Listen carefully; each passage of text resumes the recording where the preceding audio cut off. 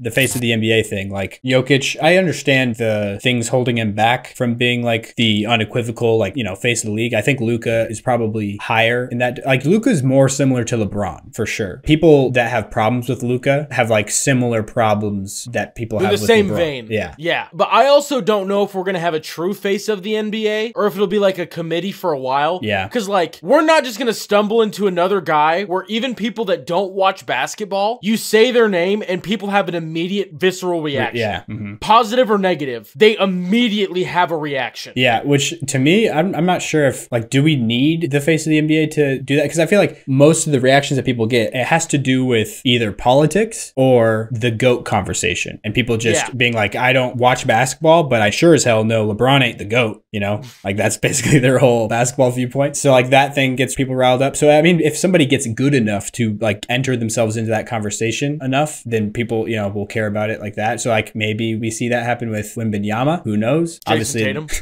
That would be the ceiling of those guys. No, I'm serious. Jason Tatum gets disrespected constantly. You would say that you think Jason Tatum has a realistic chance of being in the GOAT conversation? Kinda, sorta, yeah. The man's only 25. I mean, maybe, yeah. In today's era of basketball, if he plays for his, let's say he plays to 38, Jason Tatum doing what Jason Tatum is doing right now, obviously would need to win championships. That's not, like, that's a no-duh.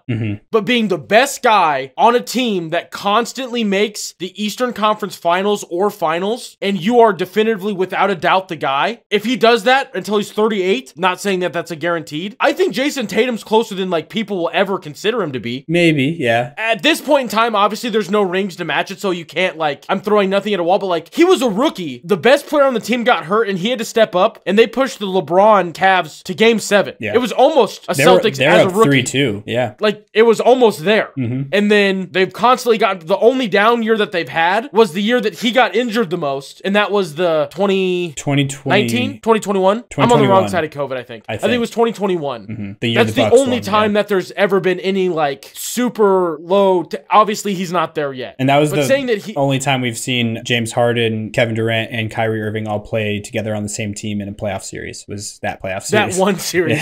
Yeah. So. Obviously, I know that I'm being like a little over the top because it's like the Boston thing, as I alluded to earlier. But Jason Tatum, I think, has as much of a say to be in at least the face of the league conversation as anybody else does. Anybody else does. I could see that for sure. Face of the league. A perennial because top because being American helps a lot, I think. Being a top 5-ish MVP candidate almost every year. Yeah. Not every, like, obviously there was a couple years of growing pains, but at least the past 4 or 5, it's like at one point during the season, he was in the MVP race, a legitimate contender, constantly being that good in a big market like Boston.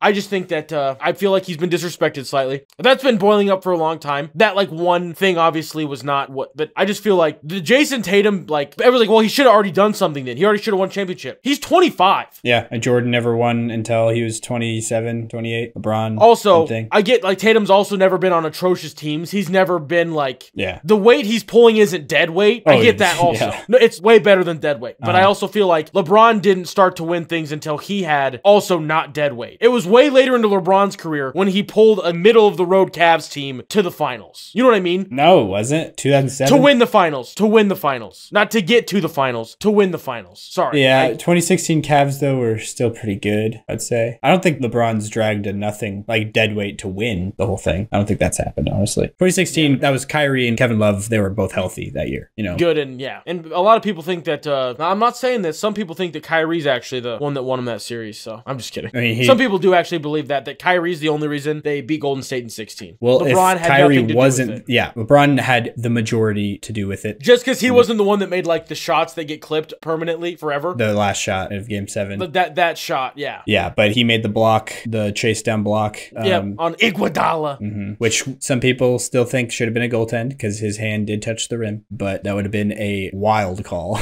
if that would have happened. Also, it was his other hand. In big moments like that, everyone needs to realize that sometimes weird little finicky parts of rules go out the window. The Chiefs technically had an illegal man downfield this year in the Super Bowl because the center, Creed Humphreys, was 1 yard past the line of scrimmage, and it was a pass play. Yeah. Or 1 yard past the 2 yard bubble they give him or whatever it was. It's to win the Super Bowl. No, little weird weird intricacies like that don't get called. Hail Marys in football, never anything. It's just how it is. The push off from Jordan, that didn't get called. Yeah, I honestly don't know how to call that one, but I think that was, I honestly don't think that would be called most times. Most of the times. Personally. Regular season it's hard game, to tell. Charlotte on a Tuesday. It's kind of impossible to tell, honestly, how much that was the player's momentum And how much it was Jordan pushing off. assisted momentum. Yeah.